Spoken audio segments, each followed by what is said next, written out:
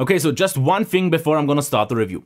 The official price for the Honor 7X in the US is $199, where on the other hand in Germany it's 299 euros, which doesn't seem quite fair to me. Okay, pretty much no one will ever buy it here for this price since they always seem to offer 50 euro cashback or something like that, but still, maybe Germans think that is saving money, but why not just make it cheaper in the first place? That was it. Okay, so let's get to the review and start off with the design part. And I want to quickly compare it here with the Xiaomi Redmi 5 Plus, which I will also make a detailed comparison because both are very similar in terms of specs and also depending on where you are in terms of price, you can see it is a little bit shorter, but in terms of width, pretty much the same, a little bit thinner maybe, but it also has a smaller battery. But I also want to give you a quick glimpse on how it would compare with the Honor View 10, which is the $500 flagship from Honor at the moment, as you can see. Pretty much the same in terms of height, a little bit less in terms of width. It's also pretty much the same, even though it feels a little bit wider, I have to actually say, but it's definitely thicker, even though it has the smaller battery.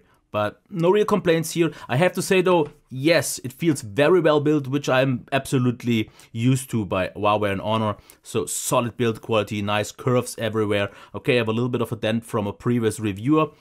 And it does feel a little bit chunky, but that's pretty much it. Everything else, like buttons, really nicely placed, great tactile feedback. The curves here, the grip for a metal phone is what it is. It's pretty much the same as on any other metal phone. It's not maybe more slippery or something like that. The fingerprint reader, I would say, is on a good level. And it reacts super reliable and actually is fast, but the screen turn-on time, as you can see, is a little bit on the slower side. But that's pretty much it.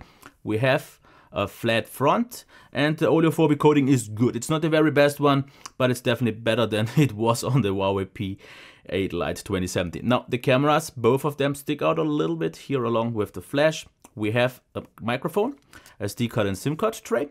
On the bottom, speaker, headphone jack and micro USB. Really? Okay, let's just see that what it is. It is just that. We have a notification LED, of course the lens, the earpiece, no capacitive buttons, but on-screen buttons, which is fine. And in and feel is good. The usability, especially since we have a 6-inch phone with 2x1, that is absolutely okay. Now let's get to the display. What I want to call out here is that we have a color temperature control, like always. But not yet what we have on some phones of the newer generation where we have saturation modes. But that is also not necessary because I have to say this display, for some reason I've noticed, at least when I checked, the brightness today was just 370 lux, which is the reason why I will take at least half a star off, just because that is below average. That is okay, but just about acceptable. I would have definitely wished for it to be brighter. Other than that, I have to say, what I've noticed is that the screen, it's not really washed out, but something about the whites and colors in general feels off. It feels like sometimes it's blinding, even though it's not even bright, and it feels weird because if I compare it side by side with something else, colors seem bright. But there's just something about the maybe, I think, lack of contrast, which is not visible here on video, but it is there. And therefore, I'm just not the biggest fan. Also, viewing angles, as you can see, they are a little bit weaker than maybe on some better ones. And it's not a great display. It's good, actually. It is quite pretty much on the same level as the Xiaomi Redmi 5, but just because of the little bit weird brightness and some smaller things, I will take a little bit of a star off. But it is still totally fine. Actually, not as disappointing as I had it in mind from the Huawei Mate 10 Lite, which is pretty much the same from Huawei, besides the front cam. But that's it. Okay, let's talk about the speakers.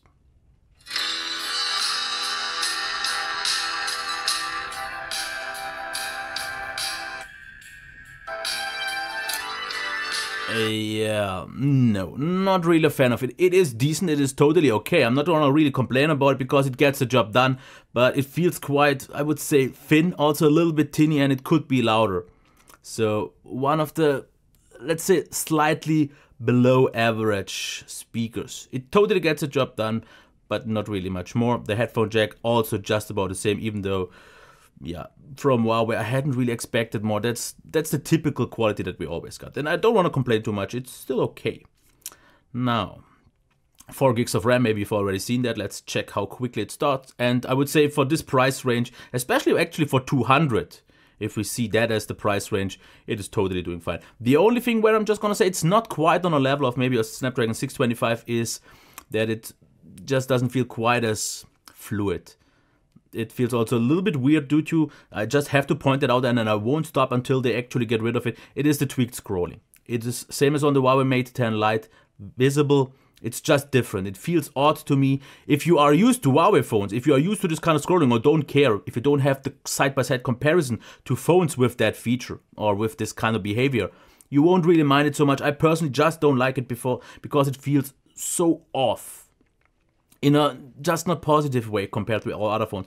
It's mostly quite lag-free. It's not really a fast phone, but it's also not laggy. Multitasking is fine.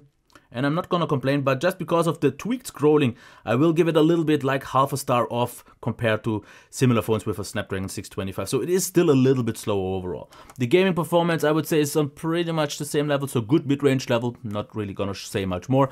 Now, the battery. The full charge takes 2 hours and 25. Micro USB, yeah. No quick charge or something like that. It's okay, it's still fine. The battery life, 5 hours on mobile data, roughly about 7 hours on Wi-Fi is also absolutely good enough to get you through the day. I would have wished for something more, especially Snapdragon 625 phones are a little bit more efficient. And this one also gets a little bit warmer just already in normal use. But with that, it's fine. The standby drain is on a good level as well. No. Software, I really don't know what else to actually say, what I haven't said already thousands of times in the past. App drawer, if you want it or not. Quick settings. I like the look. We have a theming engine, which is actually very powerful if you use apps, for example, like EMUI Theme Tuner or whatever it's called.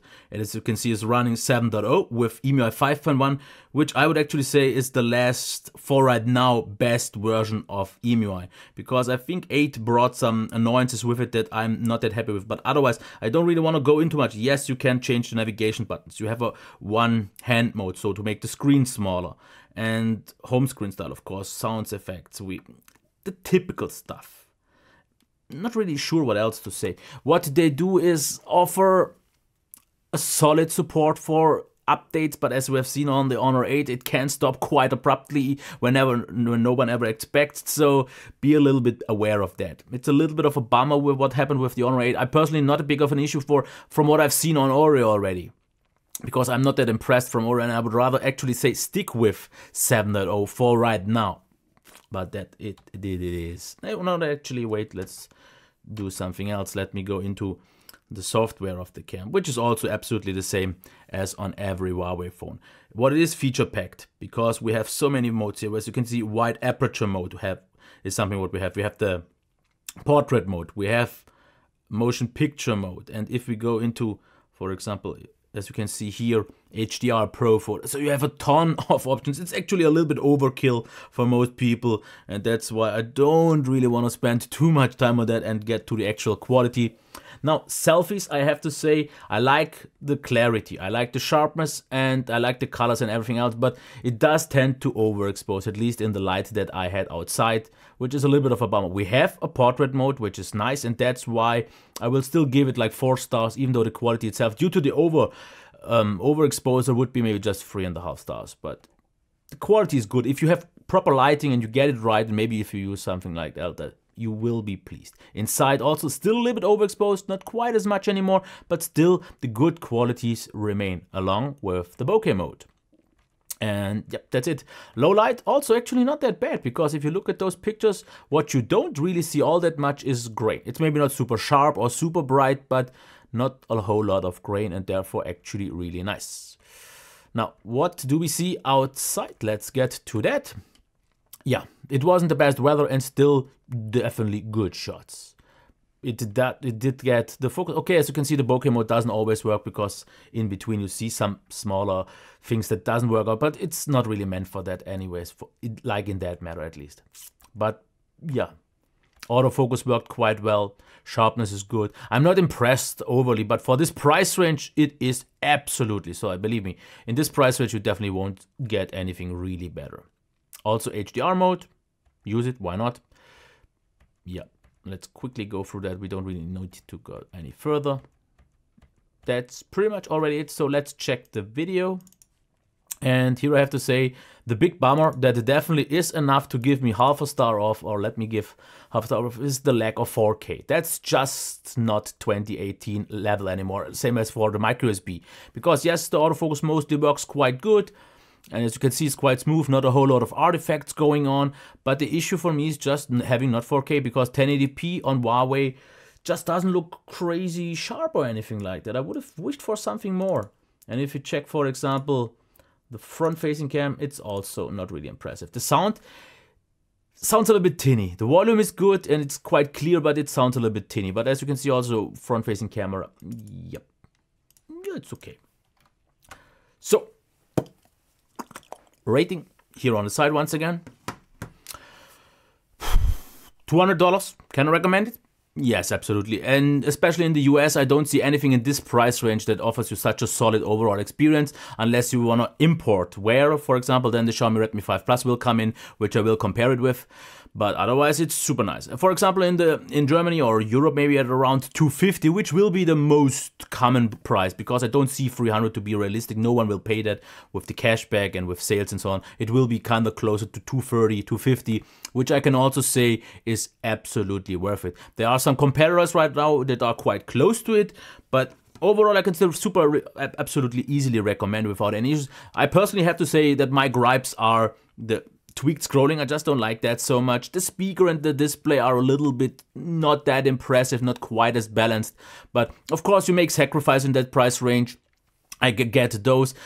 But things like, for example, the display, I think the display quality is good. And if they would have maybe tweaked the calibration a little bit more, just a tip for next time, it would have been fine. The speaker won't impress anyone else. But the battery life also isn't quite on the level of a 625 phone. But otherwise, you get a really nice package. For 200, you just can't expect everything to be on the best. And if I would actually compare it with something like the Honor V10 that costs 2.5 times more with $500, it's not 2.5 times better, the Honor View 10 or something like that. So if you want really good value and you are okay with the few compromises that you make, especially in those departments that I called it out, no problems at all. So they did a nice job. And if you ask me, Huawei Mate 10 Lite or this one, without making a comparison, because I just think it's not necessary, I would say get whichever is cheaper.